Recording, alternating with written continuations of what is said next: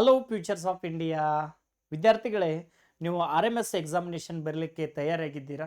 ರಾಷ್ಟ್ರೀಯ military school ಎಕ್ಸಾಮಿನೇಷನನ್ನು ಯಾವ ರೀತಿ ಬರೀಬೇಕು, ಯಾವ ರೀತಿ OMR ಅನ್ನು ತುಂಬಬೇಕು, ನೆಕ್ಸ್ಟ್ ಯಾವ ಯಾವ ಸಿಲೆಬಸ್ ಇದೆ, ಹೆಂಗೆ ಪ್ರಿಪ್ರೇಷನ್ ಆಗಬೇಕು ಅನ್ನೋದನ್ನು ಇವತ್ತಿನ ಒಂದು ಕ್ಲಾಸ್ನೊಳಗೆ ನಾವು ನೋಡೋಣ ವಿದ್ಯಾರ್ಥಿಗಳೇ.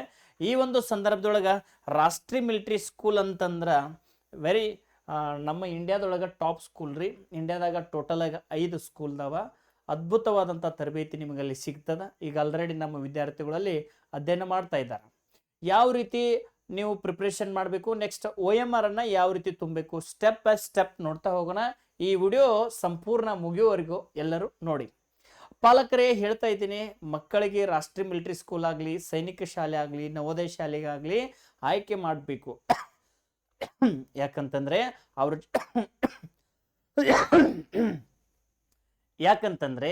ಅವರು ಜೀವನದಲ್ಲಿ ಅರ್ಧ ಯಶಸ್ವಿ ಆದಂತಾನೆ. ಯಾಕಂತಂದ್ರೆ ಒಳ್ಳೆ ಸಿಲೆಬಸ್ ಸಿಗುತ್ತೆ, ಒಳ್ಳೆಯ ಒಂದು ಅವರಿಗೆ ಗೆಳೆಯರ ಬಳಗ ಸಿಗುತ್ತೆ. ಓಕೆನಾ? ಹಾಗಾದ್ರೆ ಇನ್ನೇ ತಡ ಆ ಒಂದು OMR ಯಾವ ರೀತಿ ಇರ್ತದ ಮತ್ತು ಅದನ್ನ ಯಾವ ರೀತಿ ಸೇಡ್ ಮಾಡಬೇಕು ಅನ್ನೋದನ್ನ ನಾವು ನೋಡೋಣ. ರಾಷ್ಟ್ರೀಯ military school examination only 2 mediums ಒಳಗೆ ನಡೆಸ್ತಾರ. ಒಂದು ಇಂಗ್ಲಿಷ್ ಮೀಡಿಯಂ ಅಲ್ಲಿ ನಡೆಸ್ತಾರ, ಇನ್ನೊಂದು ಹಿಂದಿ ಮೀಡಿಯಂ ಅಲ್ಲಿ ನಡೆಸ್ತಾರ. ಹಾಗಾದ್ರೆ ನಮ್ಮ ಕರ್ನಾಟಕ ವಿದ್ಯಾರ್ಥಿಗಳಿಗೆ ಯಾವ ಮೀಡಿಯಂ ಅಗ್ದಿ ಸೂಕ್ತ ಅಂತ ಹೇಳಿ ನೀವೆಲ್ಲ ಡಿಸ್ಕಷನ್ ಮಾಡಿದಾಗ ಇಂಗ್ಲಿಷ್ ಮೀಡಿಯಂ ಸೂಕ್ತ ಅಂತ ಹೇಳ್ತೀವಿ. ಇಂಗ್ಲಿಷ್ ಮೀಡಿಯಂ ಯಾಕೆ ಆಯ್ಕೆ ಮಾಡ್ಕೋಬೇಕು ಮತ್ತು ಹಿಂದಿ ಮೀಡಿಯಂನ ಯಾಕೆ ಬಿಡಬೇಕು, ಅಥವಾ ಹಿಂದಿ ಮೀಡಿಯಂ ಆಯ್ಕೆ ಮಾಡ್ಕೊಂಡ್ರೆ ನಮಗೇನು ಪ್ರಾಫಿಟ್ ಐತಿ ಅನ್ನೋದನ್ನ ಇನ್ನೊಂದು ವಿಡಿಯೋದೊಳಗೆ ನಾನು ತಿಳಿಸ್ಕೊಡ್ತೀನಿ. Hindi is the best. ಓಕೆನಾ? ಆದರೆ ಮಕ್ಕಳಿಗೆ 5ನೇ ತರಗತಿಯಲ್ಲಿ ಇದ್ದಾಗ ಹಿಂದಿ ಓದಲಿಕ್ಕೆ ಬರಬೇಕಲ್ಲ. ಹಾಗಾಗಿ ಒಂದು ವೇಳೆ ಬಂದರೆ it is superior than the English. ಓಕೆನಾ? No problem. ಹಾಗಾದ್ರೆ OMR ಸೀಟನ್ನು ಯಾವ ರೀತಿ ತುಂಬಬೇಕು ನೋಡ್ರಿ. ಇಲ್ಲಿ ಏನಿದೆ ಅಂತಂದರೆ OMRಗಳು ಕೊಟ್ಟಿರ್ತಾರೆ. OMR ಕೊಟ್ಟಾಗ ನಾವು ಏನು ಮಾಡಬೇಕಾಗಿದೆ ಅಂದ್ರೆ ಈ ರೂಲ್ ನಂಬರನ್ನು ಸರಿಯಾಗಿ ಫಿಲಪ್ ಮಾಡಬೇಕು. ಏನು ಫಿಲಪ್ ಮಾಡ್ಬೇಕು ಹೇಳ್ರಿ? ರೂಲ್ ನಂಬರನ್ನು ನಾವು ಸರಿಯಾಗಿ ಫಿಲಪ್ ಮಾಡಬೇಕು. ಈ ರೂಲ್ ನಂಬರನ್ನು ಫಿಲಪ್ ಮಾಡುವಾಗ ನಾವು ಏನು ಮಾಡಬೇಕಂತಂದರೆ ಸರಿಯಾಗಿ ನಮ್ದು ರೂಲ್ ನಂಬರ್ ಯಾವುದಿದೆ ಅನ್ನೋದನ್ನು ಬರಿಬೇಕು. ಫಾರ್ ಎಕ್ಸಾಂಪಲ್ 1 2 3 4 5 6 ಇದೆ. 6 ಇದ್ದಲ್ಲೇ ಬಂದು ಕರೆಕ್ಟಾಗಿ ಸೇಡ್ ಮಾಡಬೇಕು ಈ ರೀತಿಯಾಗಿ. ನೆಕ್ಸ್ಟ್ ಯಾವ ರೀತಿ OMR ಅನ್ನು ಫಿಲಪ್ ಮಾಡಬೇಕು, ಏನು ಮಾಡಬೇಕು ಅನ್ನೋದನ್ನು ಸ್ಟೆಪ್ ಬೈ ಸ್ಟೆಪ್ ನಾನು ನಿಮಗೆ ಹೇಳ್ತಾ ಹೋಗ್ತೀನಿ. ಸೆಂಟರ್ ಕೋಡು ಕೂಡ ಏನಿರ್ತದೆ ಅನ್ನೋದನ್ನು ನೋಡ್ಕೊಂಡು ತುಂಬಬೇಕಾಗ್ತದೆ. ಈಗ ಸದ್ಯಕ್ಕೆ ಏನಿದೆ ಅಂತಂದರೆ ಒಂದು ಈ ರೀತಿಯಾಗಿರ್ತಕ್ಕಂಥ ಸರ್ಕಲ್ ಇದೆ ಅಂತ ತಿಳ್ಕೊಳ್ಳಿ. ಈ ಸರ್ಕಲನ್ನು OMR ಅಲ್ಲಿ ನೀವು ತುಂಬಬೇಕಾದ್ರೆ ಏನು ಮಾಡಬೇಕು ನೋಡಿ ವಿದ್ಯಾರ್ಥಿಗಳು. ಮೊದಲಿಗೆ ಬಾರ್ಡರ್ ಸೇಡನ್ನು ಮಾಡ್ಕೋಬೇಕು. ಬಾರ್ಡರ್ ಸೇಡ್ ಮಾಡ್ಕೊಂಡು ಆ ನಂತರ ನೀವು ನಡುವೆ ಎಷ್ಟು ಸ್ಪೀಡ್ ಬೇಕಾದರೂ ತುಂಬಬಹುದು. ಅರ್ಥ ಆಯ್ತಾ ಹೇಳಿದ್ದು? ಅದನ್ನು ನೀವು ಮೊದಲಿಗೆ ಅರ್ಥ ಮಾಡ್ಕೊಳ್ರಿ. ಬಾರ್ಡರ್ ಸೇಡ್ ಆದ ತಕ್ಷಣ ನೀವೇನು ಮಾಡಬೇಕು, ನಡುವಿಂದು ಯಾವ ರೀತಿ ಬೇಕಾದರೂ ತುಂಬಬಹುದು. ಓಕೆನಾ ವಿದ್ಯಾರ್ಥಿಗಳೇ? ನೆಕ್ಸ್ಟ್ ಕಂಪ್ಲೀಟಾಗಿ ತುಂಬಿದಿರಬೇಕು. ನೆಕ್ಸ್ಟ್ ಹಿಂಗೆ ಸೈಡ್ ಅದು ಏನು ಮೂಡಿಸ್ಬೇಡ್ರಿ. OMR ಒಳಗೆ ಈ ರೀತಿ ಟಿಕ್ ಅದು ಏನು ಟಿಕ್ ಮಾರ್ಕ್ ಅದು ಬೀಳಬಾರ್ದು. ಓಕೆನಾ? ನೆಕ್ಸ್ಟ್ ಇನ್ನೊಂದು ಹೇಳ್ತೀನಿ ರೀ, ನೀವು OMR ತುಂಬಬೇಕಾದ್ರೆ ಫಸ್ಟ್ ಬಾರ್ಡರ್ ತುಂಬ್ಕೋಬೇಕು, ಆನಂತರ ಒಳಗಡೆ ತುಂಬಬೇಕು. ನೋಡ್ರಿ ಎಷ್ಟು ಸ್ಪೀಡ್ ಆಗ್ತದ. ಎಸ್ನೋ ನೋಡ್ರಿ ಇನ್ನೊಂದು ಸರಿ ಇದೊಂದು ಸರ್ಕಲ್ ಇದೆ. ಫಸ್ಟ್ ಬಾರ್ಡರ್ ತುಂಬ್ಕೋಬೇಕು, ಆನಂತರ ಮಿಡಲ್ ನೀವು ಎಷ್ಟು ಬೇಕಾದಷ್ಟು ಸ್ಪೀಡ್ ತುಂಬಿರೂ ಹೊರಗಡೆ ಹೋಗಂಗಿಲ್ಲ. ಫಸ್ಟ್ ಬಾರ್ಡರ್ ತುಂಬುವುದನ್ನು ಪ್ರಾಕ್ಟೀಸ್ ಮಾಡ್ರಿ. ಹಾಗಾದ್ರೆ OMR ತುಂಬಬೇಕಾದ್ರೆ ಯಾವ ಪೆನ್ನನ್ನು ಬಳಸಬೇಕು? ನಿಮ್ಮ ಪ್ರಶ್ನೆಗೆ ಈ ವಿಡಿಯೋದ ಕೊನೆಗೆ ನಿಮಗೆ ನಾನು ಉತ್ತರ ಕೊಡ್ತೀನಿ. ಬೆಸ್ಟ್ ಪೆನ್ ಯಾವುದಂದ್ರೆ ರಿನಾಲ್ಡ್ಸ್ ಲಿಕ್ವಿಫ್ಲೋ ಅಂತೇಳಿ ಒಂದು ಪೆನ್ ಇದೆ. ಅದರ ನಿಬ್ಬು 1.0 mm ಇದೆ. ಓಕೆನಾ? ಹಾಗಾಗಿ ನೀವು ಆ ಪೆನ್ನನ್ನು ಬಳಸಿದರೆ OMR ತುಂಬಲಿಕ್ಕೆ ಸರಿ ಆಗ್ತದೆ. ನೆಕ್ಸ್ಟ್ ಇದು OMR ಇರ್ತದೆ, ಆ ಸರ್ಕಲಲ್ಲಿ ಜಸ್ಟ್ ಹಿಂಗೆ ರೈಟ್ ಹೊಡಿಬಾರ್ದು, ಆ ಸರ್ಕಲಲ್ಲಿ ಹಾಫ್ ಅಷ್ಟೇ ತುಂಬಬಾರ್ದು, ಅದೇ ಒಂದು ಸರ್ಕಲಲ್ಲಿ ಪಿತ್ತರ ಅಷ್ಟೇ ತುಂಬಬಾರ್ದು, ನಡಬರ್ಕ ಎಂಟಿ ಬಿಡಬಾರ್ದು. ನೀವೇನು ಮಾಡಬೇಕಾಗಿದೆ ಅಂತಂದ್ರೆ ಆ ಒಂದು ಸರ್ಕಲನ್ನು ಕಂಪ್ಲೀಟಾಗಿ ತುಂಬಬೇಕು. ಆ ಒಂದು ಸರ್ಕಲನ್ನು ನೀವು ಕಂಪ್ಲೀಟಾಗಿ ತುಂಬಬೇಕು. ಆವಾಗ ನಿಮಗೆ ಬೆಸ್ಟ್ ಅನುಕೂಲ ಆಗ್ತದೆ. ಓಕೆನಾ? ಹಾಗಾದ್ರೆ ಸಿಲೆಬಸ್ ಏನಿರ್ತದ? OMR ತುಂಬುದಾಯ್ತು. ರೂಲ್ ನಂಬರ್ ಒಂದು ಪರ್ಫೆಕ್ಟಾಗಿ ತುಂಬ್ರಿ. ನೆಕ್ಸ್ಟ್ ಫಸ್ಟ್ ಇಂಗ್ಲೀಷ್ ಇರ್ತದ, ನೆಕ್ಸ್ಟ್ ಜನರಲ್ ನಾಲೆಜ್ ಇರ್ತದ, ಆನಂತರ ಇಂಟೆಲಿಜೆನ್ಸಿ ಟೆಸ್ಟ್ ಇರ್ತದ, ಮ್ಯಾಥಮೆಟಿಕ್ಸ್ ಇರ್ತದ. ಟೋಟಲ್ ಒಂದೊಂದು ಸಬ್ಜೆಕ್ಟ್ಗೆ 50-50 ಕ್ವಶನ್ಸ್ ಬರ್ತಾವೆ ನಿಮ್ಮ ಎಕ್ಸಾಮಿನೇಷನ್ದಾಗ. ಅವು 50-50 ಕ್ವಶನ್ಸ್ ಹೆಂಗೆ ಬರ್ತಾವೆ, ಏನು ಬರ್ತಾವೆ ಒಂದೊಂದು ನೋಡೋಣ್ರಿ. ಫಸ್ಟ್ ಸೆಕ್ಷನ್ದೊಳಗೆ ಇಂಗ್ಲೀಷ್ ಇರ್ತದ, ಇಲ್ಲಿ 50 ಕ್ವಶನ್ಸ್ ನಿಮ್ಮ ಇಂಗ್ಲೀಷ್ಗೆ ಬಂದಿರ್ತಾವ. ಈ 50 ಕ್ವಶನ್ಸು ನೀವು ಕರೆಕ್ಟ್ ಮಾಡಿದರೂ ಕೂಡ ಈ ಮಾರ್ಕ್ಸ ನಿಮಗೇನಾಗೋದಿಲ್ರಿ, ನಿಮ್ಮ ಒಂದು ಸೆಲೆಕ್ಷನ್ಗೆ ಸಹಾಯ ಮಾಡಂಗಿಲ್ರಿ. It's a qualified marks. Qualified ಆಗ್ಬೇಕಾದ್ರೆ ನೀವು ಎಷ್ಟು ತಗೋಬೇಕ್ರಿ? ಎವರೇಜ್ 20 ಮಾರ್ಕ್ಸ್ ನೀವು ತಗೊಂಡ್ರಂತಂದ್ರೆ you will be successful person. ಇಂಗ್ಲೀಷ್ನೊಳಗೆ ನೀವು 20 ಮಾರ್ಕ್ಸ್ ತೊಗೊಂಡ್ರಿ, ನಿಮ್ಮದು ಕ್ವಶನ್ ಪೇಪರ್ ಚೆಕ್ ಆಗ್ತದ, ಇಲ್ಲಿಕಂದ್ರೆ ಚೆಕ್ ಆಗೋಂಗಿಲ್ಲ. ಸೇಮ್ ಟು ಸೇಮ್ ಏನಂದ್ರೆ UPSC ಪ್ಯಾಟರ್ನ್ ಅನ್ನ ಇಲ್ಲಿ ಮೇಂಟೈನ್ ಮಾಡ್ತಾರೆ. RMS examination is nothing but mini UPSC examination. Rashtriya military school examination ಏನಂತಂದ್ರೆ ಏನು UPSC ಪ್ಯಾಟರ್ನ್ ಇದೆಯಲ್ಲ ಅದರ ಒಂದು ಮಿನಿ ಎಕ್ಸಾಮಿನೇಷನ್ ಅಂತೇಳಿ ಕರಿಬಹುದು. Almost all more than 80% syllabus similar ಇದೆ.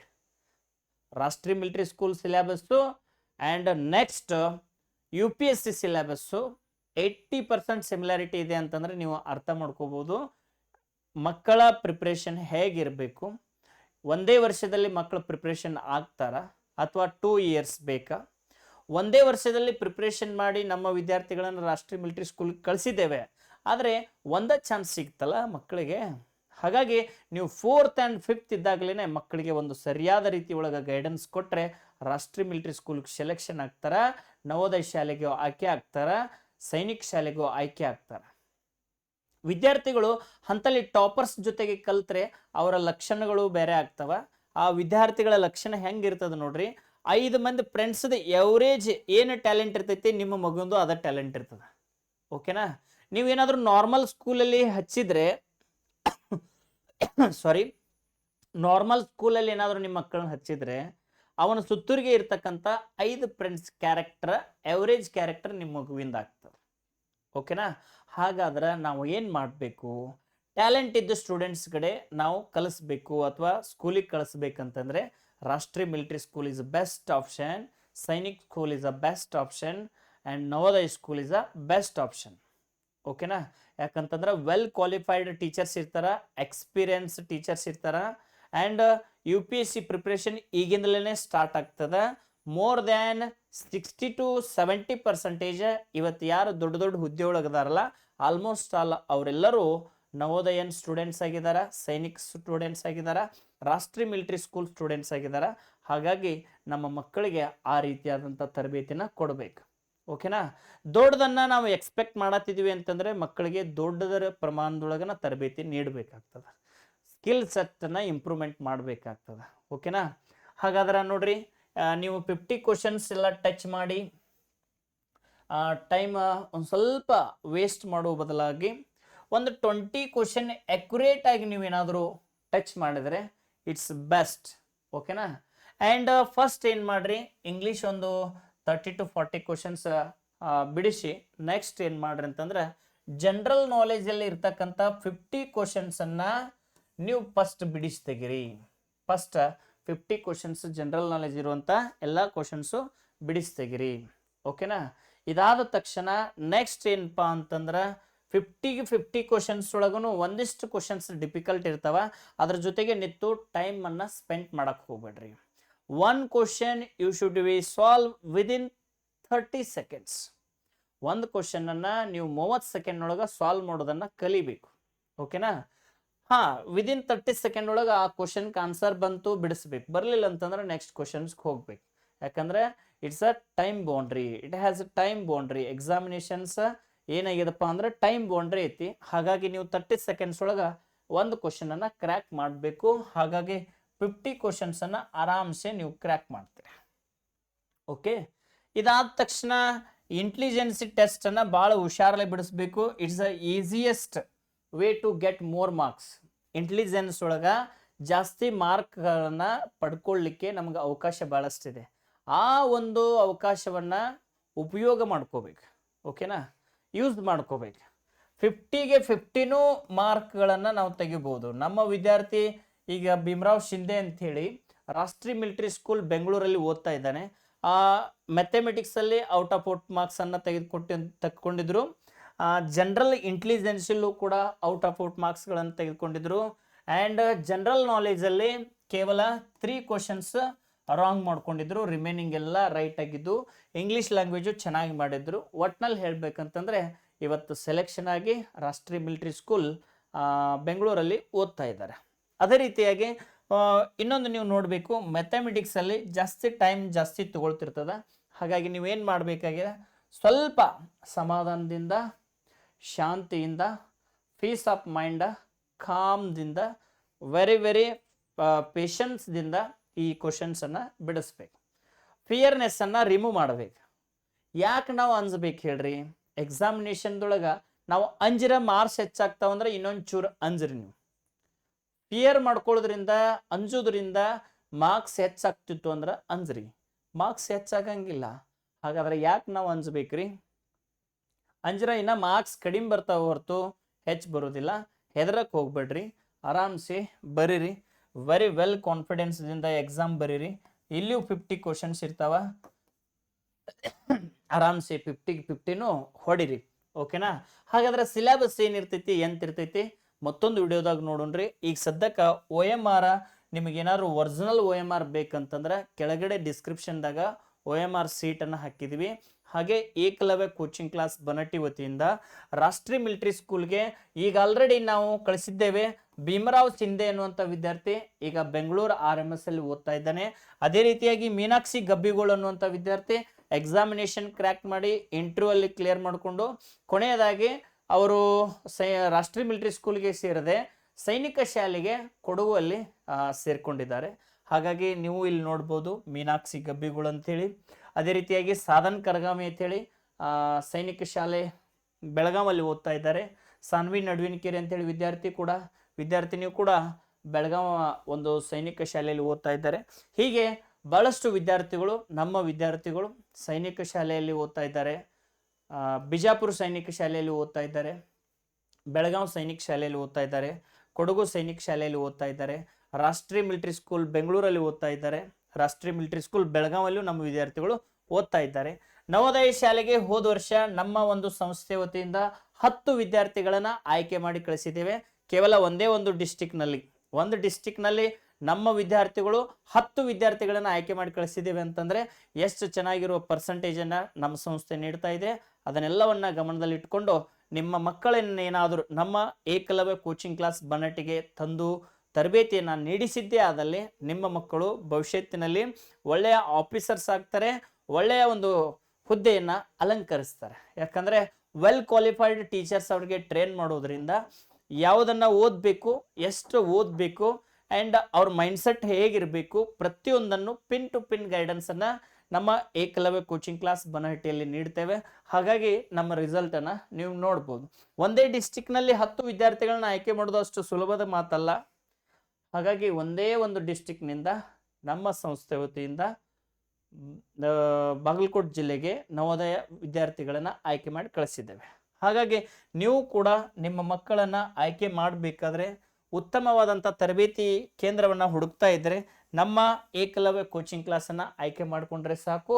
ಅದ್ಭುತವಾದಂಥ ತರಬೇತಿ ನೀಡಿ ಅವರನ್ನು ಮುಂದಿನ ಭವಿಷ್ಯತ್ತಿನಲ್ಲಿ ಒಳ್ಳೆಯ ಫ್ಯೂಚರ್ ಆಫೀಸರ್ಸ್ ಥರ ಬಿಹೇವಿಯರ್ ಮಾಡೋದನ್ನು ಅವ್ರಿಗೆ ಕಲಿಸ್ಕೊಡ್ತೇವೆ. ಓಕೆನಾ? ಆ್ಯಂಡ್ ಇಲ್ಲಿ ವಸತಿ ರಹಿತ ತರಬೇತಿಗಳು ಸಿಗ್ತಾ ಹೋಗ್ತವೆ. ವಸತಿ ಸಹಿತ, ವಸತಿ ರಹಿತ ಬಹಳ ಅಚ್ಚುಕಟ್ಟಾದಂಥ ಫುಡ್ಡಿನ ವ್ಯವಸ್ಥೆ ಇದೆ. ಅದೇ ರೀತಿಯಾಗಿ ಇಲ್ಲಿ ಮಕ್ಕಳಿಗೆ ಒಳ್ಳೆಯ ವಾತಾವರಣವಿದೆ, ಪರಿಸರ ಸ್ನೇಹಿ ವಾತಾವರಣವನ್ನು ನೀಡ್ತಾ ಇದ್ದೇವೆ. ಅದನ್ನು ಕೂಡ ಮಕ್ಕಳು ಪಡ್ಕೊಂಡು ಫಿಟ್ ಆ್ಯಂಡ್ ಫೈನ್ ಆಗಿ ಅವರು ವಿದ್ಯಾಭ್ಯಾಸವನ್ನು ಮಾಡ್ಬೋದು. ಓಕೆನಾ? ಬೇಸಿಗೆ ರಜೆಯಲ್ಲಿ ಅಡ್ವಾನ್ಸ್ ಟ್ರೈನಿಂಗ್ ಸ್ಟಾರ್ಟ್ ಆಗ್ತದೆ. ಮಕ್ಕಳಿಗೆ ಬೇಸಿಕ್ ದಿಂದ ಹಿಡಿದು ಅಡ್ವಾನ್ಸ್ ವರೆಗೆ ತರಬೇತಿಯನ್ನು ನೀಡಿ ಅವರನ್ನು ಉತ್ಕೃಷ್ಟ ರೀತಿಯಲ್ಲಿ ಬೆಳೆಸಲಾಗ್ತದೆ. ಇಲ್ಲಿ 1ನೇ ತರಗತಿಯಿಂದ 10ನೇ ತರಗತಿವರೆಗೆ ರಾಷ್ಟ್ರೀಯ ಮಿಲಿಟರಿ ಸ್ಕೂಲ್ ಆಯಿತು, ನವೋದಯ ಶಾಲೆಗೆ ಆಯಿತು ತರಬೇತಿಯನ್ನು ನೀಡ್ತಾ ಹೋಗ್ತೀವಿ. 1ನೇ ತರಗತಿಯಿಂದ 5ನೇ ತರಗತಿವರೆಗೆ ಇಂಟಿಗ್ರೇಟೆಡ್ ಸ್ಕೂಲನ್ನು ನಾವು ಸ್ಟಾರ್ಟ್ ಮಾಡ್ತೇವೆ. ರಾಷ್ಟ್ರೀಯ ಮಿಲಿಟರಿ ಸ್ಕೂಲ್ ಇಂಟಿಗ್ರೇಟೆಡ್ ಸ್ಕೂಲ್ ಟೈಪನ್ನು ನಾವು ಒಂದು ಸ್ಕೂಲನ್ನು ರನ್ ಮಾಡ್ತಾ ಇದ್ದೀವಿ. ಮಕ್ಕಳಿಗೆ 3ನೇ ತರಗತಿಯಿಂದನೇ ತರಬೇತಿಯನ್ನು ಸ್ಟಾರ್ಟ್ ಮಾಡಬೇಕು. 3rd, 4th, 5th ಒಂದೇ ವರ್ಷ ಅವ್ರಿಗೆ ತರಬೇತಿ ನೀಡಿ ಒಳ್ಳೆಯ ಅಂಕಗಳನ್ನು ಪಡೆದುಕೊಳ್ಬೇಕಾದ್ರೆ ಸ್ವಲ್ಪ ಮಕ್ಕಳಿಗೆ ಕಷ್ಟ ಆಗ್ತದೆ. ಅದೇ ಏನಾದರೂ 2 to 3 years ಅವ್ರ ತರಬೇತಿ ತಗೊಂಡು ಏನಾದರೂ ವಿದ್ಯಾಭ್ಯಾಸ ಮಾಡಿ ಎಕ್ಸಾಮಿನೇಷನ್ ಕ್ರ್ಯಾಕ್ ಮಾಡಿದರೆ 100% ಅವ್ರು ಸಕ್ಸಸ್ ಆಗ್ತಾರೆ. ಓಕೆನಾ. ನೆಕ್ಸ್ಟ್ ಇಂಗ್ಲಿಷ್ ಒಳಗ antonyms, synonyms, preposition, composition and framing questions, articles, comprehensions and reading comprehension ಅಂತ ಹೇಳಿ ಬರ್ತದೆ. ಅವ್ರಿಗೆ ವೊಕ್ಯಾಬುಲರಿ ಎಷ್ಟದ, ಏನಿದೆ, ಯಾವ ರೀತಿ ಸ್ಟಡಿ ಮಾಡಬೇಕು ಅನ್ನೋದನ್ನು ಕೂಡ ಇಲ್ಲಿ ಅವರು ತಿಳ್ಕೊಳ್ತಾರೆ. Next affirmative sentence, interrogative sentence ಬಗ್ಗೆ ಅವರು ಅಧ್ಯಯನ ಮಾಡ್ತಾರೆ. ಫಿಲ್ ಇನ್ ದ ಬ್ಲಾಂಕ್ಸ್ ಬಗ್ಗೆ ಸ್ಟಡಿ ಮಾಡ್ತಾರೆ. ಸ್ಪೆಲ್ಲಿಂಗ್ ಎರರ್ಸ್ ಬಗ್ಗೆನೂ ಕೂಡ ಅವರು ವಿದ್ಯಾಭ್ಯಾಸ ಮಾಡ್ತಾರೆ. ಪ್ಯಾರಾಜಂಬಲ್ಡ್ ಕ್ವಶನ್ಸು ಕೂಡ ಅವರು ಅಧ್ಯಯನ ಮಾಡ್ತಾರೆ. This is all competitive examination syllabus. ಇದೆಲ್ಲ ಏನಂತಂದ್ರೆ ಕಾಂಪಿಟೇಟಿವ್ ಎಕ್ಸಾಮಿನೇಷನ್. ಇವತ್ತು ನೀವು SSC MTS ಬರಿಬೋದು, SSC CHSL ಬರ್ಬೋದು, ಅಥವಾ ಇನ್ನಿತರ ಯಾವುದೇ ಎಕ್ಸಾಮಿನೇಷನ್ ಬರೆದ್ರು ಕೂಡ ಇದು ಏನಪ್ಪಾ ಅಂತಂದ್ರೆ ಕಾಂಪಿಟೇಟಿವ್ ಸಿಲೆಬಸ್ನ ಇದೆ. ಹಾಗಾಗಿ ಮಕ್ಕಳು 5ನೇ ತರಗತಿಯಲ್ಲೇ ಇದನ್ನು ಅವರು ತಿಳ್ಕೊಬೇಕಂತಂದ್ರೆ ಇಟ್ಸ್ ಟೇಕ್ ಅ ಟೈಮ್. ಆ ಟೈಮನ್ನು ನೀವು ಮಕ್ಕಳಿಗೆ ನೀಡ್ರಿ ಆ್ಯಂಡ್ ತರಬೇತಿಯನ್ನು ಕೊಡಿಸ್ರಿ. ಓಕೆನಾ. ಇಂಟೆಲಿಜೆನ್ಸ್ ಒಳಗೆ ಬ್ಲಡ್ ರಿಲೇಷನ್ ಅಂತ ಬರ್ತದ, ಅನಲಾಗಿ ಬರ್ತದ, ಕ್ಲಾಸಿಫಿಕೇಶನ್ ಬರ್ತದ, ಸಿರೀಸ್ ಬರ್ತದ, ಕೋಡಿಂಗ್ ಆ್ಯಂಡ್ ಡಿಕೋಡಿಂಗ್ ಬರ್ತದ. ಓಕೆನಾ. Next puzzles, decision making, non verbal reasoning, ಇಷ್ಟೆಲ್ಲ ಸಿಲೆಬಸ್ಸನ್ನು ನಾವು ಹೇಳ್ತೀವಿ. ಮಿರರ್ ಇಮೇಜ್, ವಾಟರ್ ಇಮೇಜ್, ಇವೆಲ್ಲ ಸಿರೀಸು, ಇವೆಲ್ಲ ಏನಪ್ಪಾ ಅಂತಂದ್ರೆ ಇಂಟೆಲಿಜೆನ್ಸಿ ಟೆಸ್ಟ್ ಒಳಗೆ ಬರ್ತಕ್ಕಂಥದ್ದು 50 ಮಾರ್ಕ್ಸಿಗೆ ಬರ್ತದೆ. ಹಾಗಾಗಿ ಇದರ ವೇಟೇಜು ಭಾಳ ಇಂಪಾರ್ಟೆಂಟ್ ಆಗ್ತದೆ. ಮ್ಯಾಥಮೆಟಿಕ್ಸ್ ಒಳಗೂ ಪರ್ಸೆಂಟೇಜ್ ಚಾಪ್ಟರ್ ಹಿಡ್ಕೊಂಡು ಸಾಕಷ್ಟು ಅವ್ರಿಗೆ ಹೊಸದನ್ನು ಕಲೀಲಿಕ್ಕೆ ಅವಕಾಶವಿದೆ. ಜನರಲ್ ನಾಲೆಜ್ ಮೇಲೆ ಭಾಳಷ್ಟು ಕ್ವಶನ್ಸ್ಗಳು ಅರೈಸ್ ಆಗ್ತಾ ಇದ್ದಾವೆ. ಅವುಗಳನ್ನು ಕೂಡ ನಮ್ಮ ಕೋಚಿಂಗ್ ಕ್ಲಾಸಲ್ಲಿ ತರಬೇತಿ ನೀಡಿದ್ರೆ ಸುಮಾರು 50 ಕ್ವಶನಲ್ಲಿ ಅಕ್ಯುರೇಟ್ ಆಗಿ ಮೋರ್ ದ್ಯಾನ್ 45ಕ್ಕಿಂತ ಹೆಚ್ಚು ಕ್ವಶನ್ ಹೋದ ವರ್ಷ ಬಂದಿದ್ದು. ಹಾಗಾಗಿ ಮಕ್ಕಳು ಸೆಲೆಕ್ಷನ್ ಆಗ್ತಾ ಇರ್ತಾರೆ. ಅದಕ್ಕಾಗಿ ಗೈಡೆನ್ಸ್ ಸೂಪರ್ ಇತ್ತಂದ್ರೆ ಮಕ್ಕಳು 100% ಸೆಲೆಕ್ಷನ್ ಆಗ್ತಾರೆ. ಅದಕ್ಕಾಗಿ ಒಂದು ರಾಜ್ಯದಿಂದ ಒಬ್ಬರು ಇಬ್ಬರು ವಿದ್ಯಾರ್ಥಿಗಳು ಸೆಲೆಕ್ಷನ್ ಆಗಬೇಕಾದ್ರೆ ಕಷ್ಟ ಇದೆ. ಅಂಥದ್ರಲ್ಲಿ ನಮ್ಮ ಒಂದು ಏಕಲವ್ಯ ಕೋಚಿಂಗ್ ಕ್ಲಾಸ್ ಬನಟ್ಟಿ ವತಿಯಿಂದ ಈಗ ರಾಷ್ಟ್ರೀಯ ಮಿಲಿಟರಿ ಸ್ಕೂಲ್ಗೆ ವಿದ್ಯಾರ್ಥಿಗಳು ಸೆಲೆಕ್ಷನ್ ಆಗ್ತಾ ಇದ್ದಾರೆ ಅಂತಂದರೆ ಇದಕ್ಕಿಂತ ಸಂತೋಷ ಏನ್ರಿ. ಹಾಗಾಗಿ ತಮ್ಮ ಮಕ್ಕಳಿಗೆ ಒಳ್ಳೆಯ ತರಬೇತಿಯನ್ನು ನೀಡಬೇಕಂತಂದರೆ ಏಕಲವ್ಯ ಕೋಚಿಂಗ್ ಕ್ಲಾಸ್ ಬನಟ್ಟಿಗೆ ಒಂದು ಸಾರಿ ಬಂದು ವಿಸಿಟ್ ಮಾಡಿಕೊಡ್ರಿ. ತರಬೇತಿ ಸೂಪರ್ ಸಿಗ್ತತ್ತ, ಅಧ್ಯಯನ ಮಾಡ್ತೀರಿ, ಅವರನ್ನು ಒಳ್ಳೆಯ ಒಂದು ಭವಿಷ್ಯವನ್ನು ಅವರಿಗೆ ನಿರ್ಮಾಣ ಮಾಡಿ ಕೊಡ್ರಿ ಅಂತ ಹೇಳ್ತಾ ನನ್ನ 2 ಮಾತುಗಳನ್ನು ಮುಗಿಸ್ತೇನೆ. Thank you one and all. ಜೈ ಹಿಂದ್, ವಂದೇ ಮಾತರಂ, ನಮಸ್ಕಾರ.